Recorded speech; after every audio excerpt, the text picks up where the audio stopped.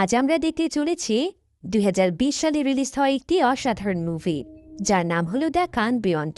এটি মূলত একটি সার্ভাইভাল থ্রিলার মুভি, যেখানে একটি শহরে এমন ভয়াবহ টাইফুন চলে আসে যে সেই পুরো শহর একদম পানির নিচে চলে যায় আর মারা যায় শহরের শত শত মানুষ।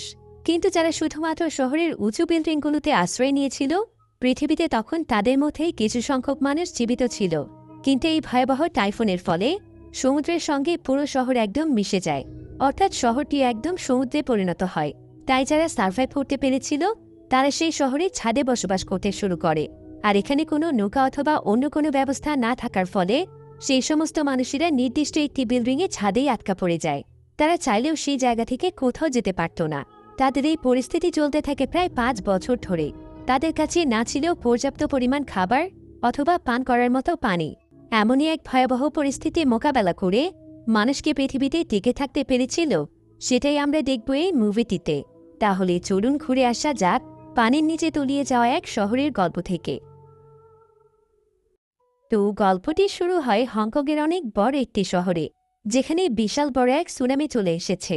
আর এটাই ছিল হংকংয়ের ইতিহাসে সবচাইতে ভয়ানক সুনামি, যেটা এতটাই ভয়াবহ ছিল যে সমুদ্রের পানি এসে সম্পূর্ণ শহরকে গ্রাস করে ফেলে, যার ফলে হাজার হাজার মানুষ মারা যায় এবং সেখানকার রাস্তাঘাট ঘরবাড়ি সবকিছু একদম ধূলিসাৎ হয়ে যায়।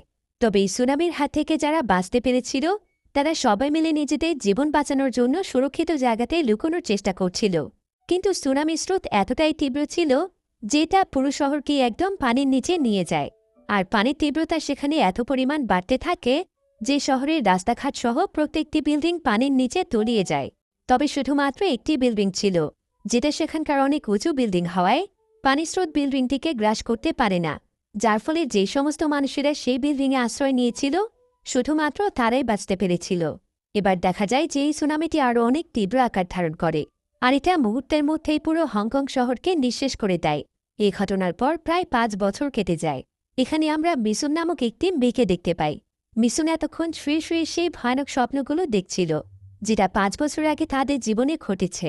আজও মিসুন সেই ভয়ানক সুনামির কথা ভুলতে পারেনি, তাই মাঝে মাঝে সে সেই সুনামির স্বপ্ন দেখে চমকে ওঠে। কিন্তু এই ৫টি বছর ধরে সে অনেক চেষ্টা করেছে সেই ভয়ানক স্মৃতিগুলোকে তার মন থেকে মুছে ফেলে প্রত্যেকটি দিন নতুনভাবে শুরু করতে। তবে আজও সেই আতঙ্ক যেন তার পিছুই ছাড়ছে না। মিসুন এখানকার অনেক উঁচু একটি বিল্ডিংয়ের মধ্যে থাকে, যেটা প্রায় ধ্বংসই হয়ে গিয়েছে। তবে অন্যান্য বিল্ডিংয়ের তুলনায় এটা কিছুটা ভালো আছে। আর মিসুন অনেকদিন ধরে এই বিল্ডিংটিতেই থাকছে। তবে তার সঙ্গে এখানে কেউই ছিল না, সে এখানে একাই বসবাস করে। তবে তার কাছে সার্ভাইভ করার জন্য যেই খাবারগুলো রয়েছে সেগুলো